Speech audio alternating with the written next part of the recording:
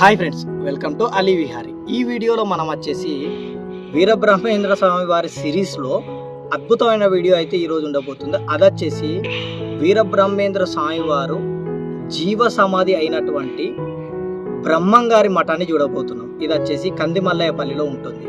ఓకేనా? అయితే ఇందులో అనేక అద్భుతమైన విషయాలు కూడా ఉంటాయి. ఒకటి, బ్రహ్మంగారు జీవ సమాధి అయింది, ఆ యొక్క బ్రహ్మంగారి మఠం చూస్తాం. మరియు బ్రహ్మంగారు జీవ సమాధిలోకి వెళ్లే ముందు ఒక రావి చెట్టు అయితే కింద అయితే కూర్చోవడం జరిగింది. అంత విశిష్టత కలిగిన రావి చెట్టును అయితే చూడబోతున్నాం. మరియు పక్కనే ఉన్నటువంటి ఈశ్వరీదేవి అమ్మవారు, ఏదైతే వీరబ్రహ్మేంద్ర స్వామి వారి మనవరాలు ఉంటుంది కదా, ఈశ్వరీదేవి అమ్మవారి జీవ సమాధి కూడా చూడబోతున్నాం. మరియు మఠ పీఠాధిపతులు పెద్దలు ఎవరైతే సమాధులు ఉంటాయో వారి కూడా ఉంటాయి, అది కూడా మనం చూడబోతున్నాం. వీడియో మాత్రం అద్భుతంగా అయితే ఉంటుంది. ఎక్కడ కూడా స్కిప్ చేయకుండా అయితే పూర్తిగా చూసేసేయండి. ఇంకెందుకు ఆలస్యం, మళ్ళీ మర్చిపోకుండా ఆ వెళ్ళే దారిలో ఒక అద్భుతమైన వీరబ్రహ్మేంద్ర స్వామి వారిది అతిపెద్ద విగ్రహం కూడా ఉంటుంది, అది కూడా చూపిస్తా. ఓకేనా? వీడియో ఎక్కడ కూడా స్కిప్ చేయకుండా అయితే పూర్తిగా చూసే ప్రయత్నం చేయండి. ఇంకెందుకు ఆలస్యం, వీడియోలోకి వెళ్దాం పదండి.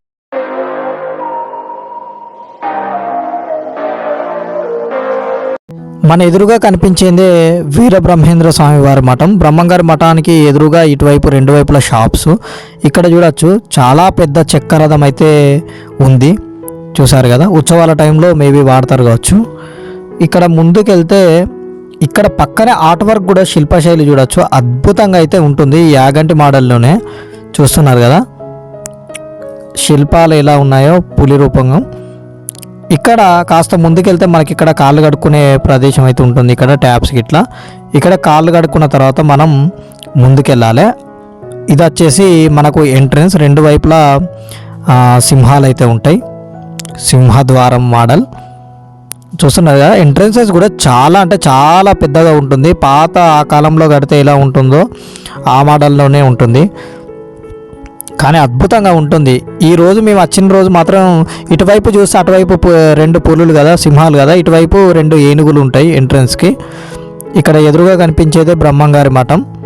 లోపలనే బ్రహ్మంగారి యొక్క జీవ సమాధి ఉంటుంది. ఇక్కడ నందీశ్వరుడు. ఆ ఎదురుగా ఉన్న చెట్టుకు ప్రత్యేకత ఉంది, అది నేను చెప్తా. ఇక్కడ మాత్రం షెడ్, ఎండాకాలంలో ఎండ ఎక్కువ కొట్టినప్పుడు కూడా భక్తులకు ఏం కాకుండా అయితే ఆ షెడ్ నీడలో చాలామంది అయితే ఉంటారు. ఆ రోజు ఏదో పెళ్ళి ఏదో ఉంది కార్యక్రమం, పెళ్ళి, అందుకే చాలా వరకు మనకు లేట్ అయింది ఈరోజు. ఎందుకంటే ఆ పెళ్ళి తంతు తర్వాతనే తలుపులు అనేది ఓపెన్ చేస్తా అన్నారు, అందుకే చాలాసేపు అయితే వెయిట్ చేయడం అయితే జరిగింది.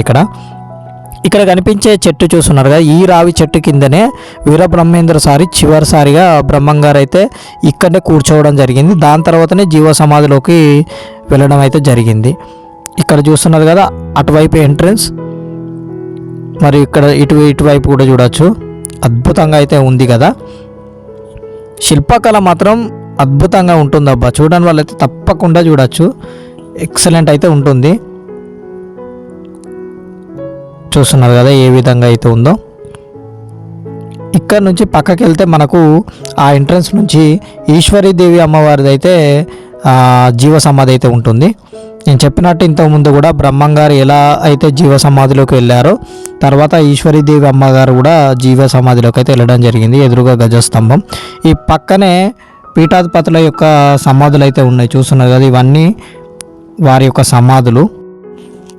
చూసారు కదా, ఇక్కడ పక్కనే చూస్తే మనకి ఇక్కడ ఒక నిచ్చెన రూపంలో ఉంది. దాని పక్కనే చూసా ఒక పాత బావి అయితే కనిపించింది. చాలా రోజులు అవుతుంది ఇలాంటి బావి చూసి, కానీ చూడొచ్చు మెయింటెనెన్స్ లేక అనుకుంటా మొత్తం పచ్చ కలర్లో అయితే ఉంది.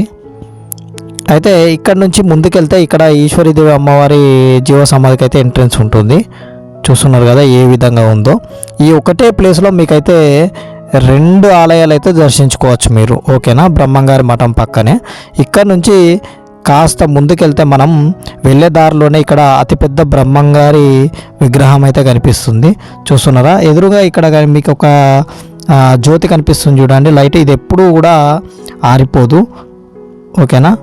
పైన చూడవచ్చు, ఇదే నాకు తెలిసినంత వరకు అయితే అతిపెద్ద విగ్రహం అనుకుంటా మన రెండు రాష్ట్రాలలో.